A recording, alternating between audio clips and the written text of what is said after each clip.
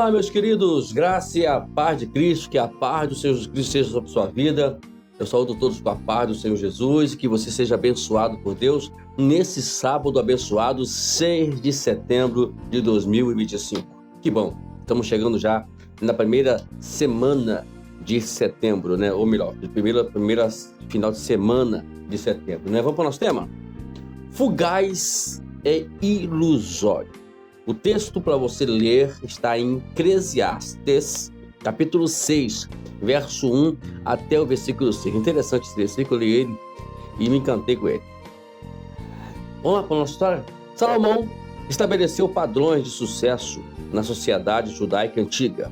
Riqueza, honra, propriedades, uma família bem grande e uma vida bem longa. Nos dias de hoje, uma família grande e uma vida longa pode ser vistos por alguns mais como fardos e problemas do que como sucesso. Mas riqueza, propriedades e honra são, sem dúvida, padrões contemporâneos de êxito.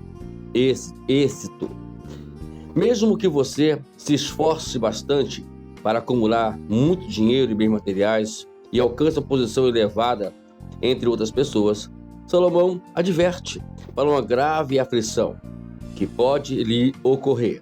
Embora rico, você luta para desfrutar de sua riqueza. Não tem nenhum prazer e pouca alegria. Está insatisfeito e nunca feliz como o que tem. O contentamento é fugaz e ilusório. Salomão diz que Deus não lhe dá a capacidade de desfrutar de sua riqueza. Como explica isso? Vamos lá. O sábio escritor nos alerta de que a riqueza, a família, a vida longa não nos trazem automaticamente a alegria e o contentamento. Você pode até ter tudo isso, mas não poderá desfrutar de nada se Deus não lhe der a permissão e a capacidade para tal. Talvez seja por isso que alguns cristãos ricos são infelizes, insatisfeitos com o que têm e descontentes com a vida. Mesmo quando pedimos a Deus por bênçãos materiais, precisamos orar para que Ele também nos dê, em sua misericórdia, a capacidade e oportunidade de aproveitá-las. Salomão concluiu: no entanto, compreendi que mesmo essas coisas vêm de Deus. Sem Deus, como teríamos o que comer ou com que nos divertir? Devemos agradecer a Deus por tudo e sobre todas as circunstâncias. Sem gratidão, a alegria da vida é fugaz e ilusória. Mas sem Deus é impossível usufruir da verdadeira alegria da vida. Gente, a vida ela não se limita a tudo aquilo que nós vivemos aqui. Talvez seja esse um problema muito grave que às vezes nós cometemos, de entender que a vida é isso que você vê aí. O apóstolo Paulo fala: se nós vivermos em função desta vida, nós somos os homens mais miseráveis de toda a terra. Então, vamos nós entender que Salomão explica aqui que as coisas não funcionam porque nós temos. Funciona porque nós vivemos, né? O fato de ser rico ou não, a diferença é como você vai lidar com essas situações todas.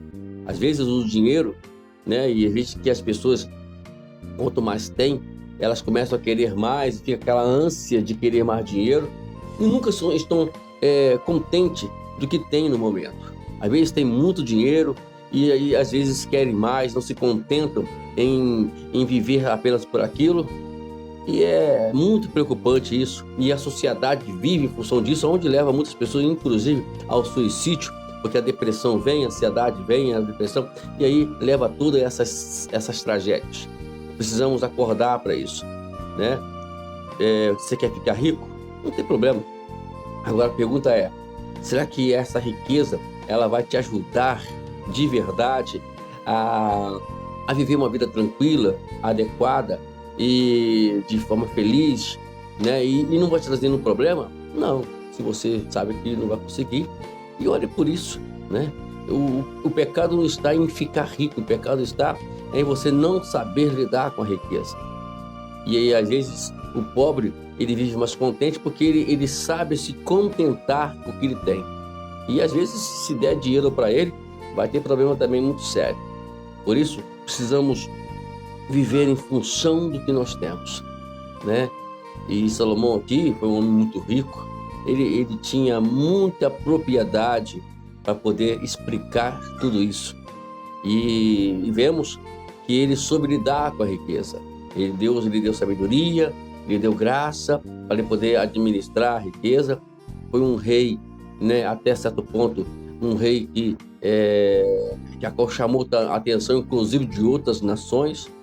Mas no final não foi muito bom, não. Mas ele entendeu que tudo aquilo foi ilusório, tudo aquilo foi fugaz, não